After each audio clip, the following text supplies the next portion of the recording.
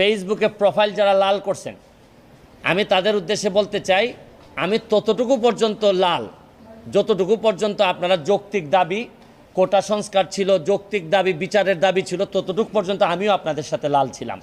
কিন্তু যখন আপনারা আমার নেত্রী জননেত্রী শেখ হাসিনার পদত্যাগ দাবি করতেছেন এবং ধ্বংসলীলায় মেতে উঠেছেন, তখন আমি যেমন আপনাদের যেমন আমার নেত্রীর বিরোধিতা করার অধিকার আছে, আমারও আমার নেত্রীর পক্ষে দাঁড়ানোর অধিকার আছে।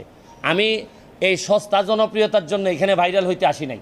আমি জানি যে এখন দেখা যাচ্ছে যে এমন একটা অবস্থা যে আপনি ফেসবুকটা এমন, যেমন ধরেন আমার মাননীয় প্রধানমন্ত্রী বলতেন যে আমি ফেসবুক এমপি। আমি যদি ফেসবুক এমপি হিসেবে চিন্তা করতাম, তাহলে ফেসবুকে তো এখন পুরাটাই দখল করে রাখছে হচ্ছে গিয়ে এই জামাতের লোকজন সবচেয়ে বেশি দখল করে আছে। তা আমি এখন সরকারের বিরুদ্ধে একটা কথা বললে আমার তো বলার ক্ষমতা আছে, আমি তো স্বতন্ত্র এমপি, আমি যা ইচ্ছা সরকারের বিরুদ্ধে বলতে পারবো। তা আমি তো একেবারে এখন তো আমি মানবতাবাদী, শুধু মানবতাবাদী না। দেখতেন আমি যদি আজকে খালি সরকারের বিরুদ্ধে বলি, কালকে থেকেই সবাই বলবে যে সুমনকে আমরা প্রাইম মিনিস্টার দেখতে চাই, প্রধানমন্ত্রী দেখতে চাই। তা আমি তো ওই প্রধানমন্ত্রী আর লোভে আসি না এখানে। আমার রাইট রং বোঝার ক্ষমতা হয়েছে, আমি পড়াশোনা করে ব্যারিস্টার হয়েছি। আপনারা বলতে পারেন যে আমার পড়াশোনা খুবই খারাপ, মান খুবই খারাপ, কিন্তু এইটা আমি আপনাদেরকে জিজ্ঞেস করতে চাই, প্রধানমন্ত্রীরা আপনারা এই রিজাইন করাবেন, সরকার পতন করাবেন, পতন করায় আপনাদের আন্দোলন তো এখন পুরাটাই হচ্ছে গিয়ে জামাত শিবির আর বিএনপির দখলে চলে গেছে। তাইলে আপনারা জামাতকে আবার ক্ষমতায় আনবেন, তারেক জিয়ারে আবার ক্ষমতায় নিয়ে আসবেন যিনি দ্বন্দ্বপ্রাপ্ত। তাইলে আপনারা যদি এইগুলো আনেন, তাহলে আজকে আপনারা এক দফা চাচ্ছেন। এক দফায় কি মনে করলাম যে আপনাদের এক দফায় আমি মেনে নিলাম, মাননীয় প্রধানমন্ত্রীকে বললাম যে আপনি কি করেন, পদত্যাগ করেন, ছাত্ররা মারা যাচ্ছে, এই না সেটা আমরা বললাম তারে, স্বতন্ত্র এমপি হিসাবে আমি তারে বললাম। আজকে যারা এক দফা দিচ্ছে, কালকে এরা আরেকটা দফা দিবে, দিয়া বলবে যে আপনি আওয়ামী লীগ করা বন্ধ করেন, এই দেশে কেউ আওয়ামী লীগ করতে পারবে না। 2 দিন পরে বলবে যে এই দেশে মুক্তিযুদ্ধের চেতনা থাকবে না। এরা একটার পর একটা দফা তো আপনি যদি সব সারেন্ডার করে মেনে নেন, তাহলে আমরা যাব কোথায়? আমি তো কোনো সংঘাত চাই না, আমি তো কোনো ধরনের সংঘাত, একটা প্রাণহানিরও আমি কোনোভাবেই পক্ষে না। যতগুলা ছাত্র মারা গেছে তাদের প্রতিটা ছাত্রের আত্মার মাগফিরাত কামনা করা এবং বিচারের ব্যবস্থা করার জন্য আমি সবচেয়ে, শুনেন এখন হয়েছে কি, দুর্নীতির বিরুদ্ধে যুদ্ধ তো নাই, এখন তো নতুন আরেক যুদ্ধ তৈরি হয়েছে। দুর্নীতির বিরুদ্ধে যুদ্ধ শেষ, দুর্নীতিবাজরা তো যে যার মতো করে সেফ আছে। অনেক দুর্নীতিবাজ হয়তো দেশ ছেড়ে দিবে, এদের তো কোনো ঝামেলা নাই। মরবে হচ্ছে গিয়ে যে যারা এই না দুর্নীতি করছে, না এরা এই যে সহজ সরল জীবনযাপন চাইছে, তারাই এখন বিপদগ্রস্ত বেশি। আমি এই প্রশ্নটাই আমার কাছে মনে হয় আমার জীবনের সাথে মানানসই না। আমি কোনোভাবেই এই দেশ ছাড়বো না, এই দেশ আমার। দেশ ছাড়বো তো আমি কখন, যদি আমার এমন কোনো অসুখ হয় যেটা দেশে কোনো আর এই রোগ দেশে কোনো চিকিৎসা নাই, তাতেও আমি মনে করি মৃত্যু তো হবেই, দেশটাতে হওয়ার মতো শান্তি আর কোনো কিছুতে আমি পাই না। যারা যাচ্ছে বা যাওয়ার প্ল্যান করতেছে তাদের তো অনেক কারণ থাকতে পারে, তবে আমি মনে করি, মনে রাখবেন, প্রকৃত আদর্শের একটা মানুষ কোনোদিন তার আদর্শের মানুষকে এই বিপদে রেখে, ক্রাইসিস মোমেন্টে রেখে যাইতে পারে না। যারা যায় এরা কোনোদিনই কারো লোক ছিল না, এরা একমাত্র এদের ছাড়া কোনো চিন্তা এরা কোনোদিন করে নাই। আমি আপনাদেরকে বলবো যে শুনেন, উত্থান পতন, জমিনে কে সম্মানিত হবে তার ফয়সালা হয় আসমানে। উত্থান থাকবে, পতন থাকবে। তারপরে যে যে আদর্শের আছি, এই আদর্শের দুঃসময়ে যদি থাকতে না পারি, না হয় আমার এমপিত্ব যাবে, আমাকে না হয় কেউ আর ফলো করবে না, আমাকে জাতীয় বেঈমান বলেন। তারপরও আমি বিশ্বাস করি, আমি জননেত্রী শেখ হাসিনাকে শেষ পর্যন্ত আমি চেষ্টা করব তার সাথে থাকার, এবং আমি কোনোভাবেই জামাত বিএনপিরে এই ক্ষমতায়, এই দুর্নীতিগ্রস্ত এইরকম একটা ক্ষমতায় আসার জন্য, বাধা দেওয়ার জন্য যা যা করা লাগে আমি করব। সাধারণ ছাত্ররা যদি আমাদেরকে বিদায় করে দেয় দিক, কিন্তু সাধারণ ছাত্ররা এই ধরনের নেতৃত্ব তৈরি করে এই ক্ষমতায় আসুক, আমি তো ওয়েলকাম জানাই, আমি তো এদেরই প্রতিনিধি আমি মনে করি। কিন্তু এরা তো জানে না, এরা আবেগ প্রবণ কইরা কোথায় দেশটারে নিয়ে যাচ্ছে। কালকে যদি শেখ হাসিনা যদি না থাকে, পরশুদিন কি আপনি তারেক জিয়ার আইনে দিবেন? আপনি কি কারে দিবেন? এই যে 14 জন আর 100 জন সমন্বয়ক আছে, তারা এসে ক্ষমতা নিক, তারা তো ক্ষমতা নিতে পারবে না। তারা কার কাছে নিয়ে ক্ষমতা দিবে এইটাই তো আমি বুঝতে পারি না। তারা ক্ষমতাটা নিয়ে কার কাছে দিবে ক্ষমতা বলো যে আমি অমুককে দিব। 14 জন বা 150 জন সমন্বয়ক যারা আছে, যারা দাবি করতেছে যে তারা এই দেশটারে রাষ্ট্রের সংস্কার করতে চায়, তাহলে তারা এসে বলো তারা মন্ত্রী হইতে চায় বা তারা ক্ষমতা নিতে চায়। কিন্তু তারা তো, আমরা তো বুঝতেছি তারা আইসাই যেটা করবে এটা হচ্ছে কি লাথি মেরে এদেরকে, যারা আজকে যদি এই সরকারের পতন হয়, কালকেই এই সমন্বয় একটা লাথি মেরে বের করে দিবে, দিয়া জামাত এবং বিএনপির যারা এই ষড়যন্ত্রটা করে এই জায়গা পর্যন্ত আসছে, এরাই এই দেশের দায়িত্ব নিবে, নিয়ে এই দেশটারে আগে। দেশের মানুষের সাথে কি হয়েছে। এখানে মাহমুদুর রহমান সাহেব বলেছেন একটি উদাহরণ দিয়ে, ওনার প্রতি পূর্ণ সম্মান রেখে আমি বলতে চাইছি, ওনার সাথে ওনার রক্তমাখা ছবি এখনো আমার চোখের সামনে ভাসে। কাজেই ওনার সাথে কি হয়েছে আমি যেমন জানি, রুহুল আমিন গাজী সাহেবের সাথে কি হয়েছে, যেভাবে উনি মৃত্যুবরণ করেছেন জেলের মধ্যে, সেটি আমি জানি। এবং সবচেয়ে বড় বিষয় হচ্ছে আমার 60 লক্ষ নেতাকর্মী এবং তার থেকে আরেকটি হৃদয় বিদারক আমার জন্য হচ্ছে, সেটি হচ্ছে আমার মায়ের সাথে কি হয়েছে। কাজে এই ঘটনাগুলো যদি আমরা সকলে সবগুলোকে এক করি, তাহলে যারা দেশে ছিলেন আপনারা, তারা অবশ্যই আমার থেকে একটু বেটার ভালো জানবেন। তবে আমি একদম যে জানি না বোধহয় বিষয়টি তা নয়, আমার একটি ধারণা আছে।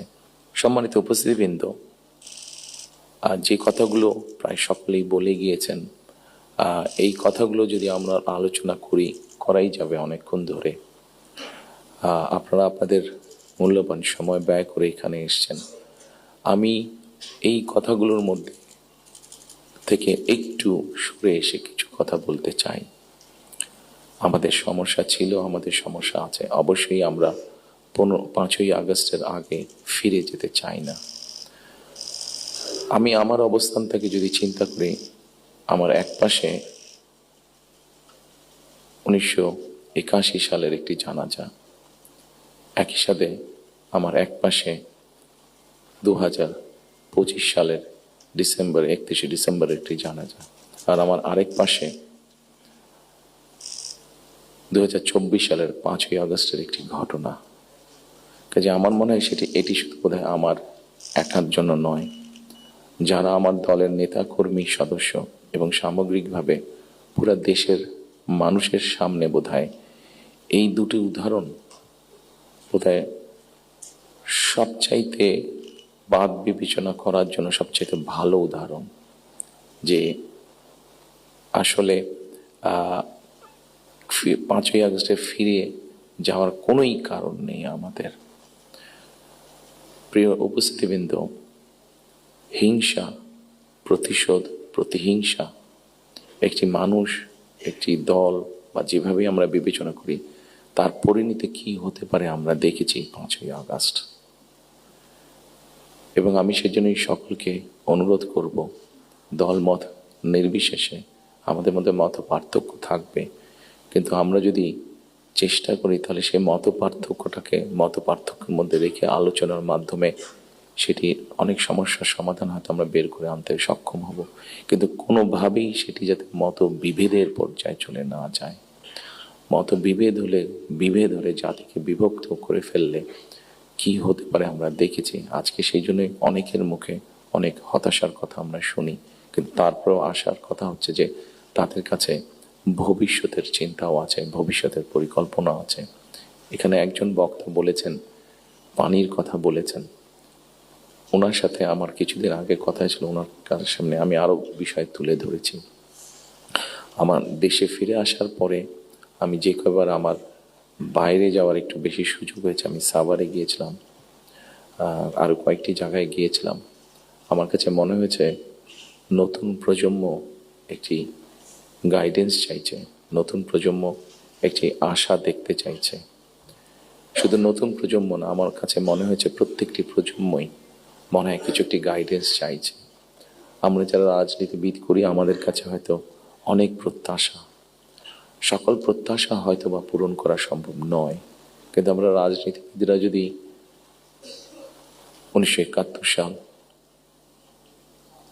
1990 সাল, 2004-এর 24 সালের 5ই আগস্ট এই সবগুলোকে আমাদের সামনে রেখে আমরা যদি দেশের স্বাধীনতা, দেশের সার্বভৌমত্বের জন্য কাজ করি, তাহলে নিশ্চয়ই আমার কাছে মনে হয়, একজন রাজনৈতিক কর্মী হিসাবে আমি দৃঢ়ভাবে বিশ্বাস করি, আমরা জাতিকে একটি সঠিক ডাইরেকশনে নিয়ে যেতে সক্ষম হব। আমি জানি না এটা কতটুকু রিলেটেড, একটি ছোট্ট ঘটনা আপনাদের সামনে তুলে ধরতে চাই। আমাকে চিকিৎসার জন্য এই দেশ থেকে 2008 সালে চলে যেতে হয়েছিল যুক্তরাজ্যে। 2008 সালে যাওয়ার পরে 2010 সালে সেখানে প্রথম একটি নির্বাচন আমি দেখেছিলাম। তো যেহেতু সেটি নির্বাচন ছিল, স্বাভাবিকভাবে রাজনৈতিক কর্মী হিসাবে আমার একটা ইন্টারেস্ট ছিল। টিভির সামনে বসে আমি ডিবেট দেখছিলাম। সেখানে দুজন নেতার মধ্যে, দুটি মেইন দলের নেতার মধ্যে, লেবার এবং কনজারভেটিভ, অনেক দিন ধরে লেবার ছিল, 2010 সালে নির্বাচনে কনজারভেটিভ আসে। তো দুই দলের দুই নেতার মধ্যে একটি আলোচনা হচ্ছিল। খুব দুঃখজনক হলো, বাংলাদেশ বাদই দিলাম, শুধু ঢাকা শহরের মধ্যেই কোনো অ্যাম্বুলেন্স সার্ভিস নেই। গত 54-55 বছরে আমরা মানুষের চিকিৎসা সেবার জন্য অ্যাম্বুলেন্স সার্ভিস গড়ে তুলতে সক্ষম হইনি। এটি খুবই দুঃখজনক ব্যাপার। তো এই অ্যাম্বুলেন্স সার্ভিস নিয়ে দুই নেতার মধ্যে তখন কথা হচ্ছিল।